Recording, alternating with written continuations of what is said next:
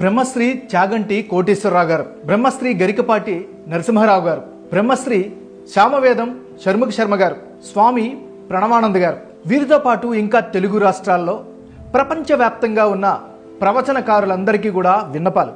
మీ అందరికీ పేరు పేరున మీ పాదాలకు శతసహస్ర నమస్కారాలు తెలియజేసుకుంటూ ఓ విజ్ఞప్తి, విన్నపం. ఖచ్చితంగా మీరు ఇది చెయ్యాలి సార్.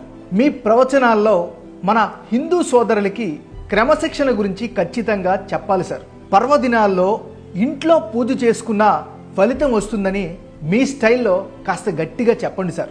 తోటి భక్తులను తొక్కుకుంటూ వెళ్ళకూడదని మరీ ముఖ్యంగా చెప్పండి. భక్తి పేరుతో నదులు సముద్రాల్ని కలుషితం చేయొద్దని కూడా మీ మాటగా ఒక్కసారి చెప్పండి. ఏమి అనుకోకపోతే మీకు చిన్న సలహా, వీలైతే కాస్త భయపెట్టండి. ఏమీ పర్వాలేదు, మంచి చేసిన వాళ్ళే అవుతారు. మీరు చెప్పినట్టుగా చేయకపోతే ఏ పాపమో చుట్టుకుంటుందని శపించేసేయండి. ఎందుకంటే మిమ్మల్ని, మీ మాటల్ని లక్షలాది మంది ఫాలో అవుతున్నారు. వీలైతే మీరు ప్రవచనాలు చెప్పే ప్రతిసారి భక్తులతో ఒక ప్రతిజ్ఞ చేయించండి సార్.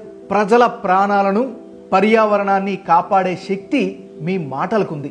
ఇది నా మాటలే కాదండి, సమాజంలో చాలా మంది యొక్క ఆలోచనలు, అభిప్రాయాలు. మా ఈ విన్నపాన్ని మన్నించండి. వీలైతే వెంటనే ఈ విన్నపాన్ని అమలు చేసే పని స్టార్ట్ చేయండి. ఒక ఉద్యమంలా చేయండి సార్. ఈ మహాయజ్ఞంలో మాలాంటి వారి సహకారం ఖచ్చితంగా మీకు ఉంటుంది.